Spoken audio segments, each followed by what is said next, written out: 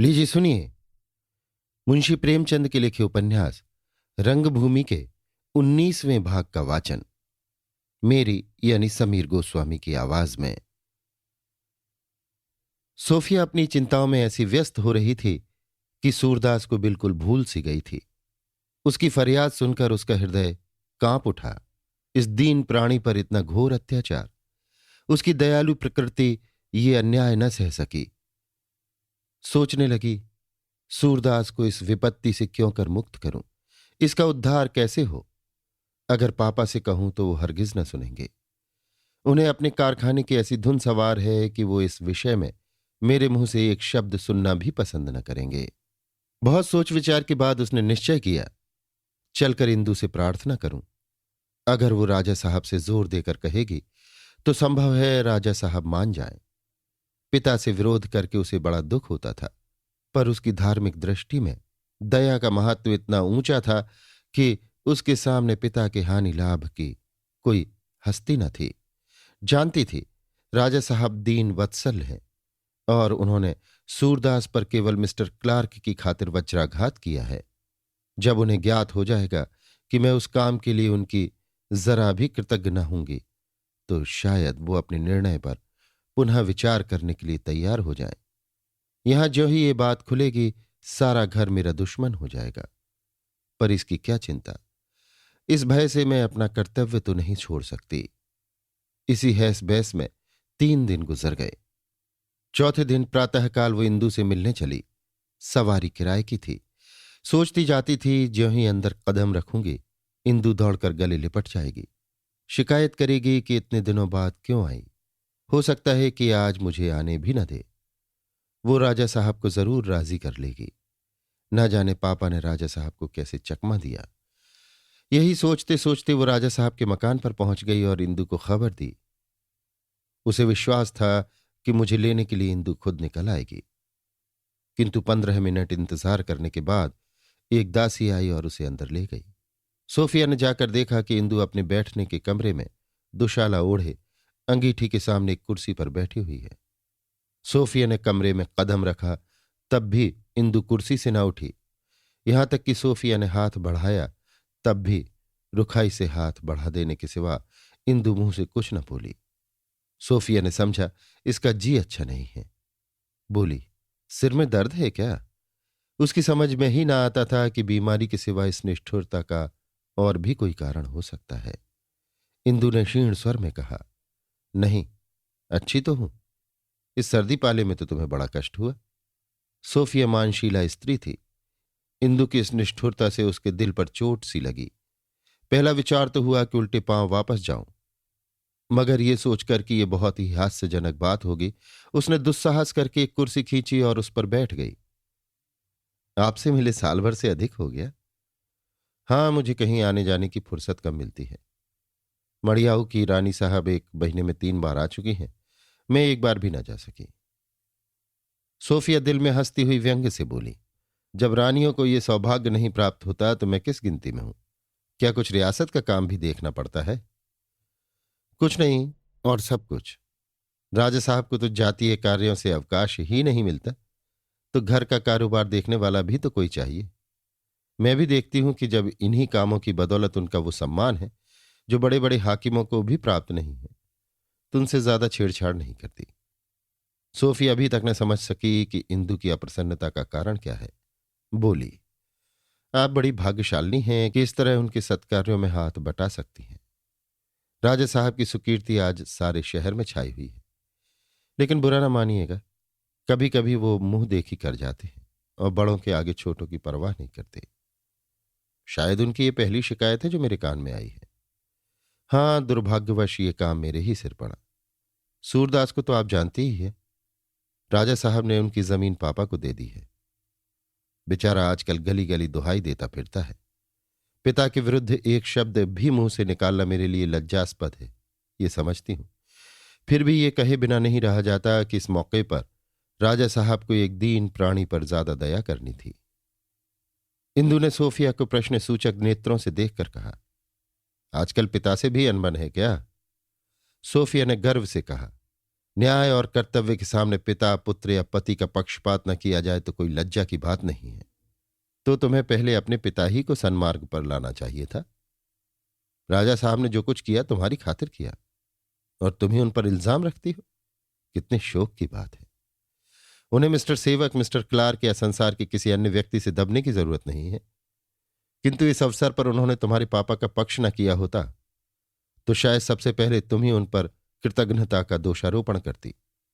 सूरदास पर यह अन्याय इसलिए किया गया कि तुमने एक संकट में विनय की रक्षा की है और तुम अपने पिता की बेटी हो। सोफिया ये कठोर शब्द सुनकर तिलमिला गई। बोली, अगर मैं जानती कि मेरी उस क्षुद्र सेवा का यों प्रतिकार किया जाएगा तो शायद विनय सिंह के समीप न जाती। क्षमा कीजिए, मुझसे भूल हुई कि आपके पास ये शिकायत लेकर आई। सुना करती थी अमीरों में स्थिरता नहीं होती, आज उसका प्रमाण मिल गया। लीजिए जाती हूं, मगर इतना कहे जाती हूं कि चाहे पापा मेरा मुंह देखना भी पाप समझे, पर मैं इस विषय में कदापि चुप न बैठूंगी। इंदु कुछ नरम होकर बोली, आखिर तुम राजा साहब से क्या चाहती हो? क्या ऐश्वर्य पाकर बुद्धि भी मंद हो जाती है? मैं प्यादे से वजीर नहीं बनी हूं।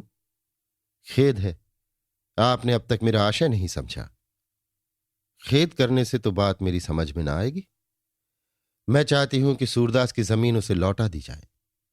तुम्हें मालूम है इसमें राजा साहब का कितना अपमान होगा? अपमान अन्याय से अच्छा है। यह भी जानती हो कि जो कुछ हुआ तुम्हारे मिस्टर क्लार्क की प्रेरणा से हुआ है। ये तो नहीं जानती क्योंकि इस विषय में मेरी उनसे कभी बातचीत नहीं हुई, लेकिन जानती भी तो राजा साहब की मानहानि के विचार से पहले राजा साहब ही से अनुनय विनय करना उचित समझती। अपनी भूल अपने ही हाथों सुधर जाए तो ये उससे कहीं अच्छा है कि कोई दूसरा उसे सुधारे। इंदु को चोट लगी, समझा ये मुझे धमकी दे रही है। मिस्टर क्लार्क के अधिकार पर इतना अभिमान। तनकर बोली, मैं नहीं समझती कि किसी राज्य अधिकारी को बोर्ड के फैसले में भी दखल देने का मजाज है, और चाहे एक दीन अंधे पर अत्याचार ही क्यों न करना पड़े, राजा साहब अपने फैसले को बहाल रखने के लिए कोई बात उठाना रखेंगे। एक राजा का सम्मान एक क्षुद्र न्याय से कहीं ज्यादा महत्व की वस्तु है। सोफिया ने व्यथित होकर कहा, इसी क्षुद्र न्याय के लिए सत्यवादी पुरुषों ने सिर कटवा दिए हैं। इंदु ने कुर्सी की बाह पर हाथ पटक कर कहा, न्याय का स्वांग भरने का योग अब नहीं रहा। सोफिया ने कुछ उत्तर न दिया, उठ खड़ी हुई और बोली, इस कष्ट के लिए क्षमा कीजिएगा। इंदु अंगीठी की आग उकसाने लगी। सोफिया की ओर आंख उठाकर भी न देखा। सोफिया यहां से चली तो इंदु के दुर्व्यवहार से उसका कोमल हृदय विदीर्ण हो रहा था। सोचती जाती थी, वो हंसमुख प्रसन्नचित विनोदशील इंदु कहाँ है? क्या ऐश्वर्य मानव प्रकृति को भी दूषित कर देता है? मैंने तो आज तक कभी इसका दिल दुखाने वाली बात नहीं कही। क्या मैं ही कुछ और हो गई हूं या वही कुछ और हो गई है? इसने मुझसे सीधे मुंह बात भी नहीं की। बात करना तो दूर, उल्टे और गालियां सुनाई। मैं इस पर कितना विश्वास करती थी, समझती थी देवी है। आज इसका यथार्थ स्वरूप दिखाई पड़ा। लेकिन मैं इसके ऐश्वर्य के सामने क्यों सिर झुकाऊं? इसने अकारण निष्प्रयोजन ही मेरा अपमान किया। शायद रानी जी ने इसके कान भरे हों, लेकिन सज्जनता भी कोई चीज है। सोफिया ने उसी क्षण इस अपमान का पूरा बल्कि पूरे से भी ज्यादा बदला लेने का निश्चय कर लिया। उसने ये विचार न किया संभव है इस समय किसी कारण इसका मन खिन्न रहा हो अथवा किसी दुर्घटना ने इसे असमंजस में डाल रखा हो। उसने तो सोचा, ऐसी अभद्रता, ऐसी दुर्जनता के लिए दारुण से दारुण मानसिक कष्ट, बड़ी से बड़ी आर्थिक क्षति, तीव्र से तीव्र शारीरिक व्यथा का उज्र भी काफी नहीं। इसने मुझे चुनौती दी है, स्वीकार करती हूं। इसे अपनी रियासत का घमंड है। मैं दिखा दूंगी कि ये सूर्य का स्वयं प्रकाश नहीं, चांद की पराधीन ज्योति है। इसे मालूम हो जाएगा कि राजा और रईस सब के सब शासनाधिकारियों के हाथों के खिलौने हैं, जिन्हें वे अपनी इच्छा के अनुसार बनाते बिगाड़ते रहते हैं। दूसरे ही दिन से सोफिया ने अपनी कपट लीला आरंभ कर दी। मिस्टर क्लार्क से उसका प्रेम बढ़ने लगा। द्वेष के हाथों की कठपुतली बन गई। अब उनकी प्रेम मधुर बातें सिर झुकाकर सुनती, उनकी गर्दन में बाहें डालकर कहती, तुमने प्रेम करना किससे सीखा? दोनों अब निरंतर साथ नजर आते। सोफिया दफ्तर में भी साहब का गला न छोड़ती, बार बार चिट्ठियां लिखती, जल्द आओ, मैं तुम्हारी बाट जोह रही हूं। और ये सारा प्रेम अभिनय केवल इसलिए हुआ था कि इंदु से अपमान का बदला लूं। न्याय रक्षा का अब उसे लेश मात्र ध्यान न था, केवल इंदु का दर्पमर्दन करना चाहती थी। एक दिन वो मिस्टर क्लार्क को पाणीपुर की तरफ सैर कराने ले गई। जब मोटर गोदाम के सामने से होकर गुजरी तो उसने ईंट और कंकड़ के ढेरों की ओर संकेत करके कहा, पापा बड़ी तत्परता से काम कर रहे हैं। क्लार्क, हाँ, मुस्तैद आदमी है, मुझे तो उनकी श्रमशीलता पर डाह होती है। सोफी, पापा ने धर्म अधर्म का विचार नहीं किया, कोई माने या न माने, मैं तो यही कहूंगी कि अंधे के साथ अन्याय हुआ है। क्लार्क, हाँ, अन्याय तो हुआ, मेरी तो बिल्कुल इच्छा न थी। सोफी, तो आपने क्यों अपनी स्वीकृति दी?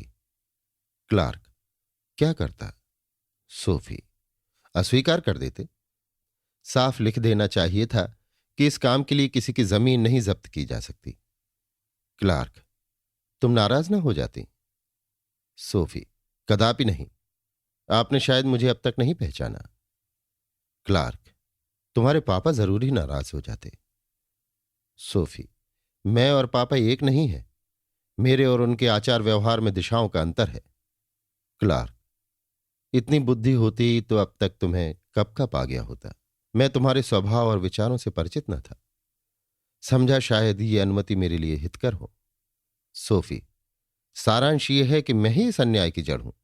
राजा साहब ने मुझे प्रसन्न करने के लिए बोर्ड में यह प्रस्ताव रखा, आपने भी मुझी को प्रसन्न करने के लिए स्वीकृति प्रदान की। आप लोगों ने मेरी तो मिट्टी ही खराब कर दी।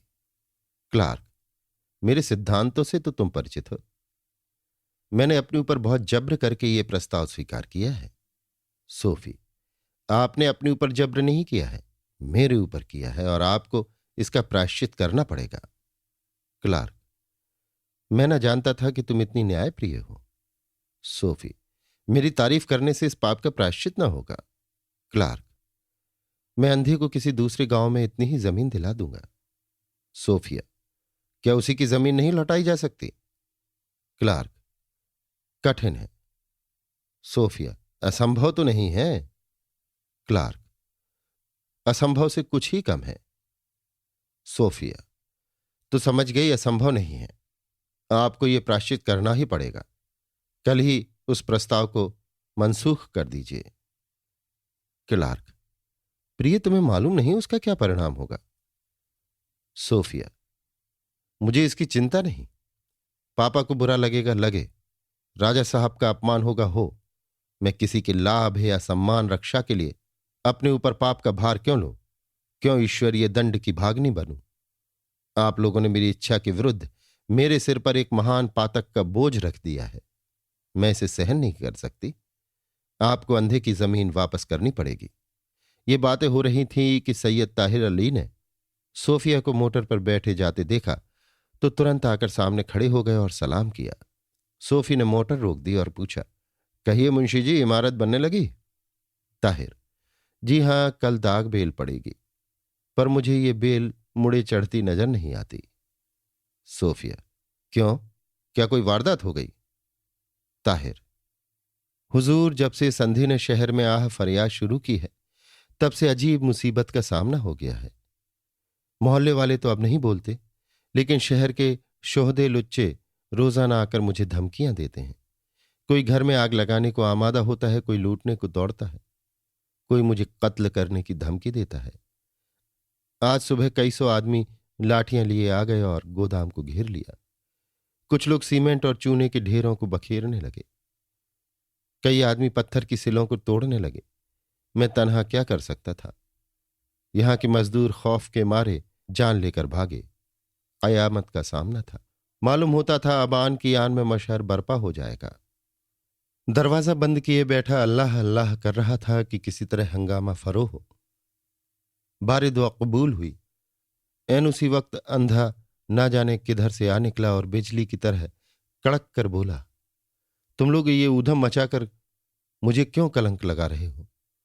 आग लगाने से मेरे दिल की आग न बुझेगी, लहू बहाने से मेरा चित्त शांत न होगा। आप लोगों की दुआ से ये आग और जलन मिटेगी। परमात्मा से कहिए मेरा दुख मिटाए। भगवान से विनती कीजिए मेरा संकट हरें।